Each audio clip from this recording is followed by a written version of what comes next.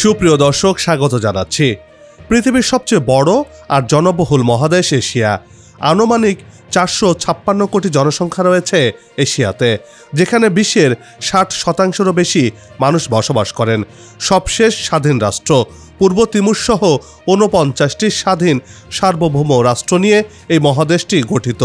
এই মহাদেশের গুরুত্বপূর্ণ একটি অঞ্চল দক্ষিণ এশিয়া। এই অঞ্চলে বাংলাদেশ, ভারত, চীন, মিয়ানমারের মতো দেশ রয়েছে। এবার আরও একটি নতুন দেশ পেতে যাচ্ছে দক্ষিণ এশিয়া। প্রশ্ন হচ্ছে, কোথায় হচ্ছে সেই দেশটি? নতুন এই দেশটি হলে চীন, ভারত আর বাংলাদেশের জন্য কি হবে?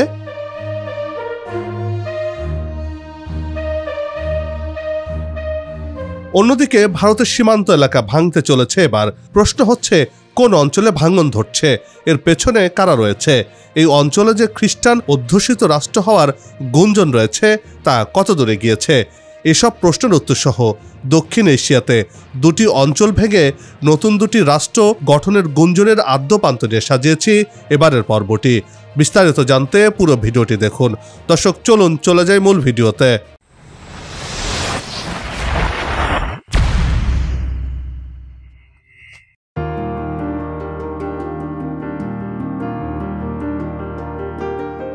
এশিয়া পৃথিবীর সবচেয়ে বৃহৎ এবং জনবহুল মহাদেশ। প্রাথমিকভাবে এই মহাদেশ পূর্ব ও উত্তর গোলার্ধে অবস্থিত, আর এশিয়ার মধ্যে অবস্থিত মিয়ানমার।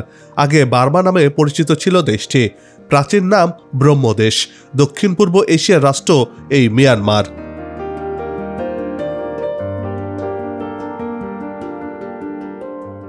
ইতিহাস থেকে জানা যায়, 13,000 বছর আগ থেকে মিয়ানমার ভূখণ্ডে প্রথম মানব বসতি স্থাপন শুরু হয়। মিয়ানমারের সবচেয়ে প্রাচীন আদিবাসী ছিল তিব্বতীয় বার্মান ভাষাভাষী জনগোষ্ঠী। বৌদ্ধ ধর্মাবলম্বী এই জনগোষ্ঠী পিও নগর রাষ্ট্র প্রতিষ্ঠা করেছিল। দক্ষিণ পূর্ব এশিয়ার দেশ মিয়ানমার 1948 সালে ব্রিটিশ উপনিবেশক শাসন থেকে স্বাধীন প্রজাতন্ত্র হিসেবে আত্মপ্রকাশ করে।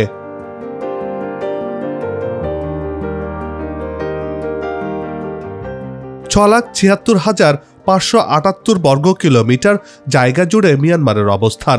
মিয়ানমার ইন্ডো চীন উপদ্বীপে অবস্থিত। মূল ভূখণ্ডের দক্ষিণ পূর্ব এশিয়ার উত্তর পশ্চিমতম দেশ। ঘুড়ি আকৃতির দেশটি হিমালয়ের দক্ষিণ পূর্বে ভারতীয় এবং ইউরোপীয় পাতগুলো বরাবর অবস্থিত। এর পশ্চিমে বঙ্গোপসাগর এবং দক্ষিণে আন্দামান সাগর। বাংলাদেশের সাথে 271 কিলোমিটার, ভারতের সাথে 1,468 কিলোমিটার, চীনের সাথে 2,129 কিলোমিটার, লাওসের সাথে 238 কিলোমিটার এবং থাইল্যান্ডের সাথে 2,716 কিলোমিটার সীমানা রয়েছে।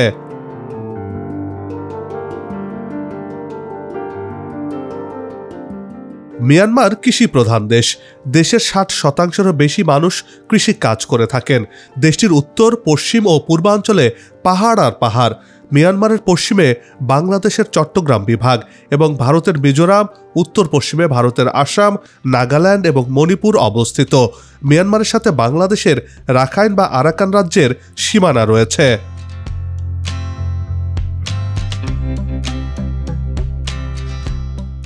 মিয়ানমারের দখলে চলে যাওয়া আরাকান তথা রাখাইন রাজ্যটি মূলত একটি স্বতন্ত্র দেশ হিসেবে পরিচিত ছিল। 1989 সালে আরাকান নাম বদলে রাখাইন রাখা হয়। এর আগ পর্যন্ত এটি আরাকান নামে পরিচিত ছিল। আর এই এলাকাতে বসতি রয়েছে রোহিঙ্গা বা আরাকানি নামের একটি স্বতন্ত্র জাতিগোষ্ঠীর।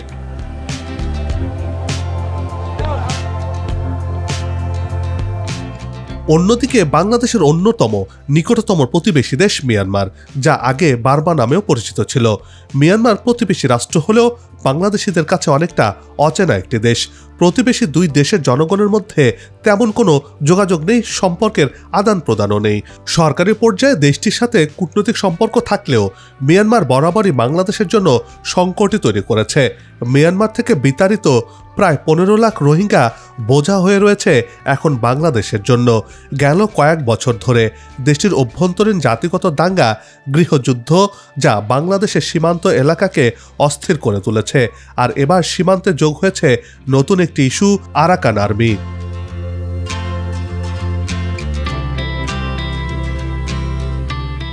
প্রায় 1.5 দশক আগে আরাকান আর্মি তৈরি হয়।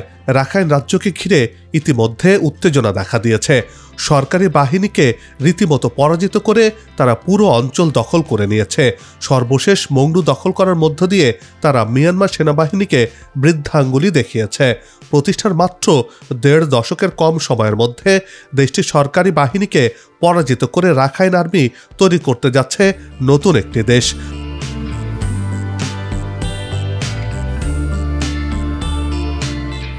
আন্তর্জাতিক বিশ্লেষকরা বলছেন যে কোনো সময় স্বাধীনতার ঘোষণা দিতে পারে রাখাইন আর্মি। কক্সবাজার সীমান্তের ওপারে যে কোনো মুহূর্তে ঘোষণা আসতে পারে নতুন একটি রাষ্ট্রের। দেশি আন্তর্জাতিক গণমাধ্যমগুলো বলছে খুব শিগগিরই দক্ষিণ এশিয়ার নতুন দেশ আত্মপ্রকাশ করতে যাচ্ছে, যা হচ্ছে রাখাইন রাজ্যকে ঘিরে।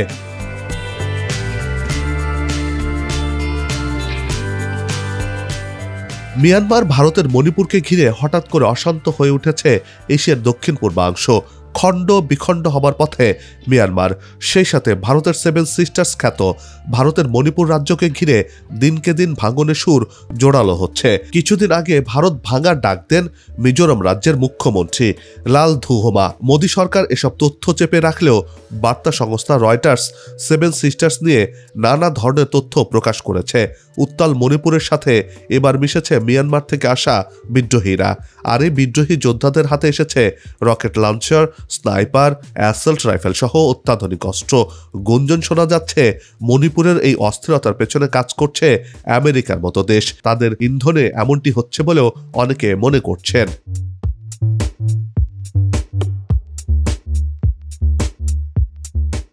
এ বছরের বেশি সময় ধরে উত্তাল ভারতের মণিপুর রাজ্যটি।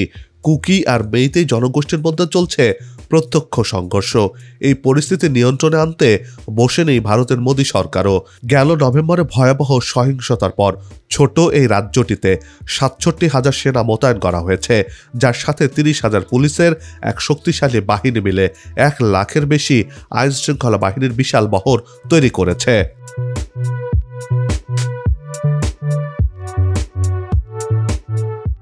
মণিপুরের সংঘাত মূলত হিন্দু মেইতেই সম্প্রদায় আর খ্রিস্টান কুকি উপজাতির মধ্যে বিভাজন তৈরি করেছে। বার্তা সংস্থা রয়টার্স বলছে মিয়ানমার থেকে আসা যোদ্ধারা সহিংসতা নতুন মাত্রা যুক্ত করেছে রাজ্যটিতে। মিয়ানমার থেকে আসা যোদ্ধারা মণিপুরে কেন দলে দলে আসছে, দর্শক এবার চলুন সেই সমীকরণ মেলানো যাক।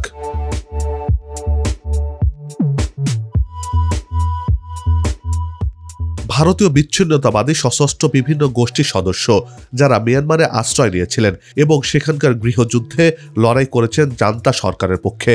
সম্প্রতি সেই সব যোদ্ধারা সীমান্ত পেরিয়ে ভারতের মণিপুর রাজ্যে ফিরছেন। যুদ্ধের কঠিন প্রশিক্ষণ নেয়া এসব সদস্য ফেরায় মণিপুর রাজ্যের জাতিগত সংঘাত আরও উত্তপ্ত হয়ে উঠছে। ভারতীয় নিরাপত্তা বাহিনীর কর্মকর্তাদের বরাত দিয়ে সম্প্রতি ব্রিটিশ বার্তা সংস্থা রয়টার্সের এক প্রতিবেদনে এমন তথ্য প্রকাশ করা হয়েছে।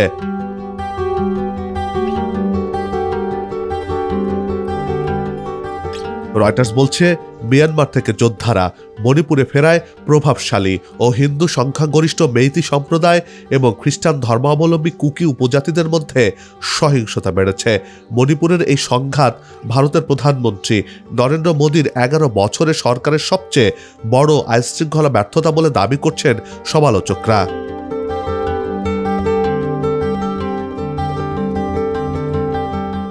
প্রতিদ্বন্দ্বী গোষ্ঠীগুলোর সশস্ত্র সদস্যরা সীমান্ত পেরিয়ে মিয়ানমার থেকে মণিপুরে চলে আসায় নতুন নতুন এলাকায় সংঘাত ছড়িয়ে পড়ছে বলে রয়টার্সের প্রতিবেদনে উঠে এসেছে। সশস্ত্র বিদ্রোহীদের এসব অস্ত্রের বেশিরভাগই মিয়ানমার থেকে ভারতে প্রবেশ করছে বলে দাবি করা হয়েছে।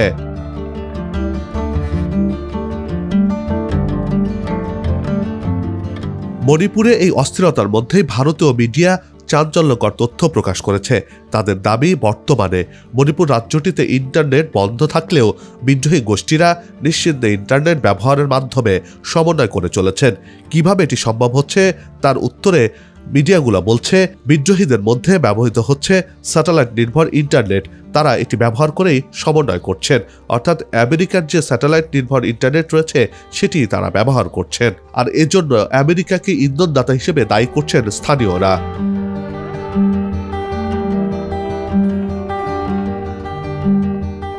আর এমন খবর প্রকাশের পর ভারত জুড়ে নতুন আলোচনা সৃষ্টি হয়েছে। আন্তর্জাতিক মহলে প্রশ্ন উঠছে, ভারতের এই রাজ্যটির অস্থিরতার পেছনে কোনো বিদেশি রাষ্ট্রের নজর আছে কিনা, বিশেষ করে যুক্তরাষ্ট্রের। ভারতে এখনো স্টারলিংকে ব্যবসা চালু হয়নি, তাই প্রশ্ন উঠছে মণিপুর সহ নিষিদ্ধ অঞ্চলগুলোতে এই স্যাটেলাইট সেবা পাওয়া যাচ্ছে কিভাবে, তা নিয়ে দুশ্চিন্তায় রয়েছে দীর্ঘদিন ক্ষমতায় থাকা মোদী সরকার।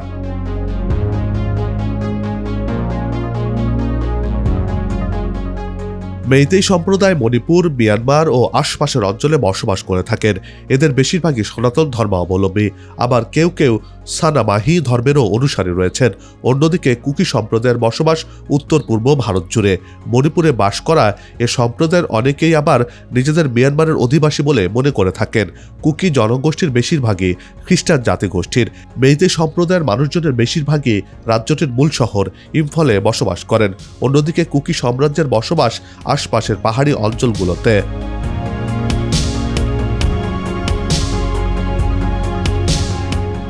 অন্যদিকে এই অঞ্চল জুড়ে একটা খ্রিস্টান রাষ্ট্রের গুঞ্জন রয়েছে বহুদিন ধরে। যদিও দক্ষিণ এশিয়ার কোনো দেশই খ্রিস্টীয় বিশ্বাসের মানুষের সংখ্যা 10% নয়, এমনকি শ্রীলঙ্কার বাইরে বাকি 7টি দেশে 5%-এর নিচে। তারপরও মাঝে মধ্যে এই গুঞ্জনের কথা এত গুরুত্ব দিয়ে ছড়ানো হয় যে তাতে শাখা প্রশাখা আরও বাড়ে। সম্প্রতি মিয়ানমার থেকে যোদ্ধাদের মণিপুরে ফিরে আসা, মণিপুর তথা 7 সিস্টার্স ভেঙে যাওয়ার গুঞ্জন আরও নতুন করে দানা বাঁধতে শুরু করেছে।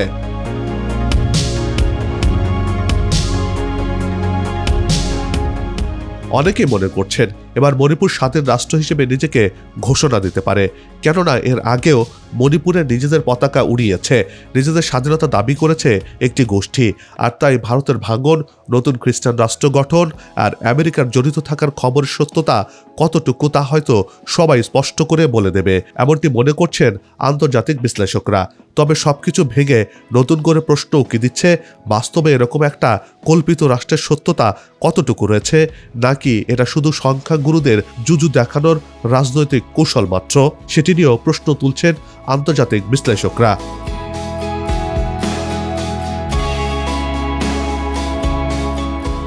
বন্ধ হোক যুদ্ধ, বিগ্রহ, হানাহানি, শান্তিময় হোক বিশ্ব, এমন প্রত্যাশা রেখে এই পর্ব থেকে বিদায় নিচ্ছে।